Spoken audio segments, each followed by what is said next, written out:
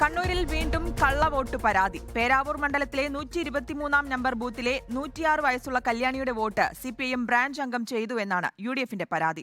നടപടി ആവശ്യപ്പെട്ട് യുഡിഎഫും കല്യാണിയുടെ കുടുംബവും തെരഞ്ഞെടുപ്പ് കമ്മീഷന് പരാതി നൽകി. കല്യാശ്ശേരിയിലെയും കണ്ണൂർ മണ്ഡലത്തിലെ 70 നമ്പർ ബൂത്തിലെയും വീട്ടിലെത്തി പ്രായമായവരെ വോട്ട് ചെയ്യിപ്പിക്കുന്നതിലുണ്ടായ ആക്ഷേപങ്ങൾക്ക് പിന്നാലെ പേരാവൂരിലും കള്ളവോട്ട് പരാതി.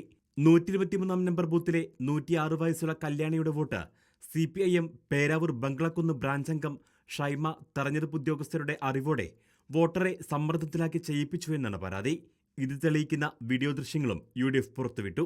യുഡിഎഫ് കണ്ണൂർ പാർലമെന്റ് മണ്ഡലം സ്ഥാനാർത്ഥി കെ സുധാകരന്റെ തെരഞ്ഞെടുപ്പ് ഏജന്റ് അഡ്വക്കേറ്റ് ടി.ഒ. മോഹനനാണ് തെരഞ്ഞെടുപ്പ് കമ്മീഷന് പരാതി നൽകിയത്.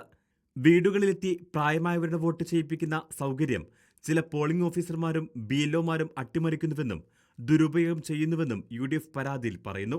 കല്യാണി എന്ന വോട്ടറുടെ കുടുംബവും തെരഞ്ഞെടുപ്പ് കമ്മീഷന് പരാതി നൽകിയിട്ടുണ്ട്. വീട്ടിൽ ആളില്ലാത്ത സമയത്തെത്തി തെറ്റിദ്ധരിപ്പിച്ച് വോട്ട് ചെയ്യിപ്പിച്ചു എന്നാണ് കുടുംബത്തിന്റെ പരാതി.